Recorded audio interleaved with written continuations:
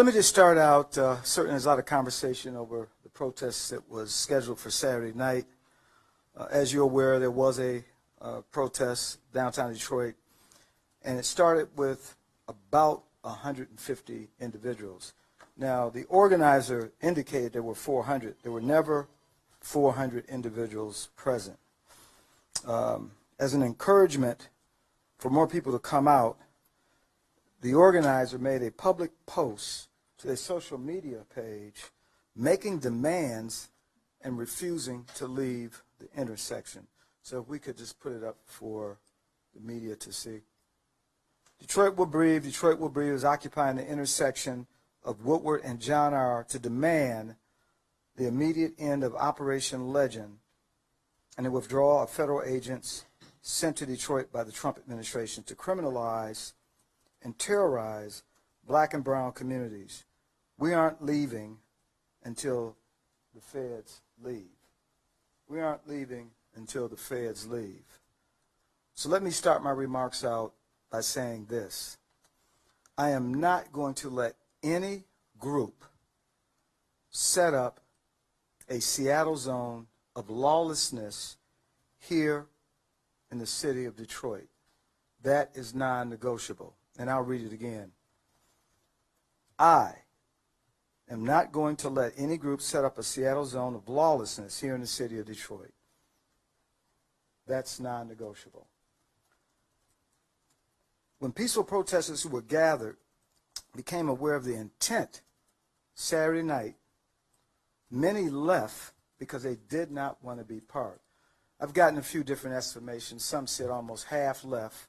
Again, it did start out uneventful, peaceful, like the majority of them have been, but then there was that decision to create, as I described, a Seattle-type zone. The remaining group unlawfully shut down the intersection of John R. and Woodward, and then they went about the business of erecting several types of barricades and refused to comply with the numerous orders that were given to disperse. According to our field commander, a minimum of 8 orders were given between Commander Slodgy and the captain. 8 orders. They were patient, and they waited roughly a little over an hour before a decision was made to make arrests. As you now know, we're entering into 13 weeks of protests, and we have been very patient. We have always been about protecting the protesters, our community, and we have always allowed them to march, which includes taking up lanes of traffic, inconveniencing Detroiters and people who work in the city. But that said, it was our purpose to always give them enough space so that they could lawfully protest and certainly speak on the issues that we agree with. However, occupying space and blocking streets, again, very different scenario. Occupying space and blocking streets in our city will not be tolerated. By and large, as I indicated, over the now 13 weeks, they've been peaceful. The first 3 days, as you now looking back, there were attacks on police officers with projectiles, modified explosive devices, bottles, boulders, and again, destruction of police vehicles. The message is clear. If you come to our city and you're going to be disruptive, you will be arrested. And I'm not talking about freedom of speech. Disruptive does not translate into hurling insults at officers. That's not what we're talking about. We're talking about any effort to destroy property, injure officers or citizens. We will not tolerate it. And let me just say this. I've had a chance over the last several weeks. I see many Detroiters, both in Metro Detroit area, and they are sick and tired of the disruption in their neighborhoods, our neighborhoods.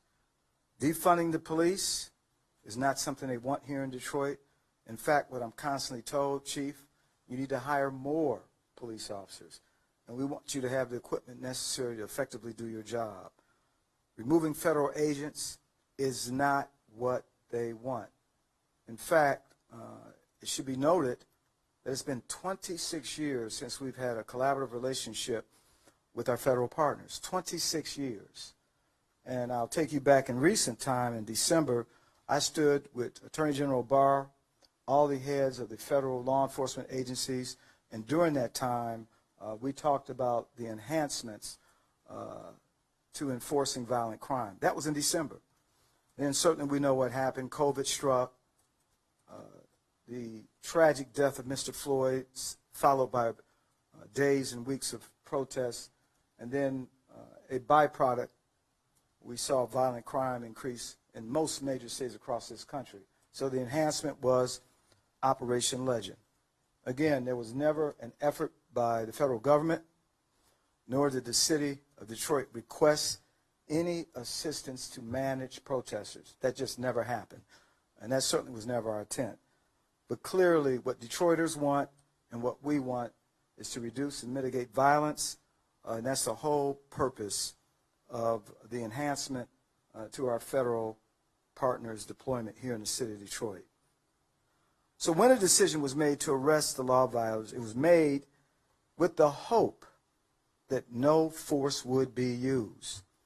That's the objective. After an hour, after patience, however, when there's resistance, police officers can use that force that's considered both reasonable and necessary. But that is not our objective. We know during this incident that there was resistance. In several instances, the protesters began to grab our officers, trying to dislodge them from protesters that were being arrested. This happened on 3 different occasions, what was reported to me. We also know that during this incident, as the arrests were being initiated, someone among the protesters began to deploy some type of chemical gas that had no effect on our officers. And then one of the most concerning points was a protester who we did not identify was armed with a laser. Now, you've heard the reports coming out of other cities. We know that several federal agents, I don't know if it was Portland or Seattle, sustained eye injury from a green laser. Someone was deployed and armed with a laser. In fact, the initial deployment of the laser was at our helicopter. It was reported by the pilot. He saw the green light. Fortunately, it was not pointed in his eyes, or we would be talking about a tragedy. Then there were 2 additional deployments of the laser, according to the incident commander, where the laser was pointed at officers. Once again, fortunate that no officer was injured. So we understand the pain of the murder of George Floyd. At this point, this is not about George Floyd. This is individuals who have an agenda that's largely not supported by Detroiters. Because the vast majority of the people who attend these protests are from outside the city.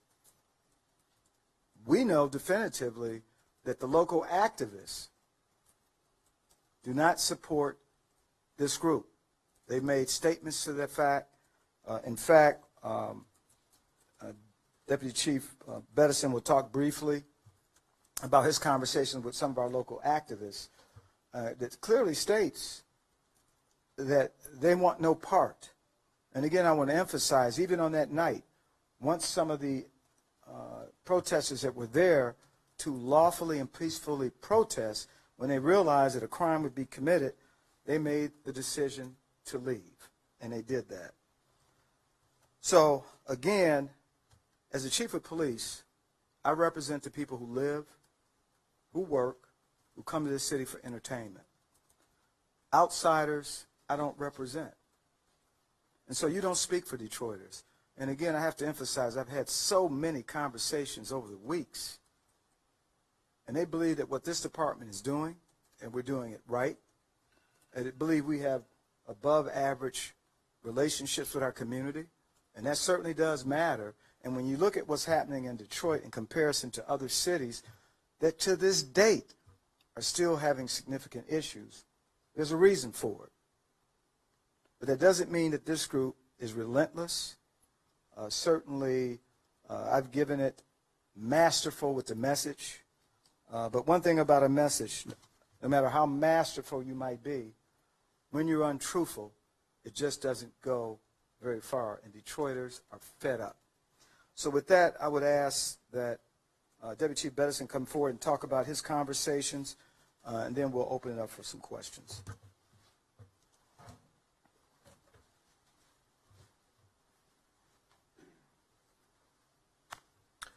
Thank you, Chief. And for the record, Deputy Chief Todd Bettison, Chief's Neighborhood Liaison. And I'm so glad that we have the words that are up there from Detroit Will Breathe, because with that, when I received the mass post blast on social media, I immediately sent that out to department members, of course, but I sent it out to local activists, and I said, what's going on? Do you support this? The answer was absolutely not. They do not support taking over, depriving Detroiters of their public right-of-ways, their places where they go. And if you noticed, many of the activists also told me that they had got calls to come down and be a part of it. And just other local Detroiters in general had got calls to be a part of what was occurring. And they chose not to come because they didn't support it. And if you notice, you don't see our local Detroit activists, and you have heard them in press conferences in the past stand here with us, and many of them have been quite vocal. A lot of them are behind the scenes working to ensure that this city stays safe. So to Detroit Will Breathe, you're not welcome. Go. It's just not working. And what this does to our Detroiters who live in the city, who are often saying that we don't see enough police, we have to deploy large numbers of our resources to do traffic control, to ensure that our city that we love so much doesn't burn, that we don't have looting and mass destruction. And like the chief said, what I relayed is that is not an option to occupy our city streets and turn it into a Seattle zone, a place of lawlessness. And when I say protesters, some of them don't mind if their names be mentioned, our activists. Reverend Rideout, for example, he has publicly said he doesn't stand with that. Pastor Mo, you have seen him. I talked to Pastor Mo. He didn't agree with this and has been very supportive. That the problem is not in the city of Detroit with the Detroit Police Department. I do want to just kind of give you some stats on the arrests. I omitted that in my original statement. Right now, we're counting 44 persons that were arrested. 16 were Detroiters, 27 were outside of Detroit in other parts of Michigan, and there was one person from California. Cities from Rochester Hills, Hamtramck, Beverly Hills, Clinton Township, to name a few. 2 from Ann Arbor, 1 from East Lansing, 1 from Livonia, Shelby Township, Lincoln Park, Farmington Hills, Madison Heights. So I guess what's the question? Why here? You do not speak for Detroiters. 您好，我叫 Cindy， 我是一名2020年人口普查员。我的工作是探访并协助尚未完成普查的家庭。我会佩戴口罩，以确保每个人的安全。普查数据有助于分配每年数千亿的公共资金。抓住这次机会，您可选择上网、邮寄、致电，或由普查员协助完成问卷。你我未来由此展开，请上2020census.gov/languages 完成普查。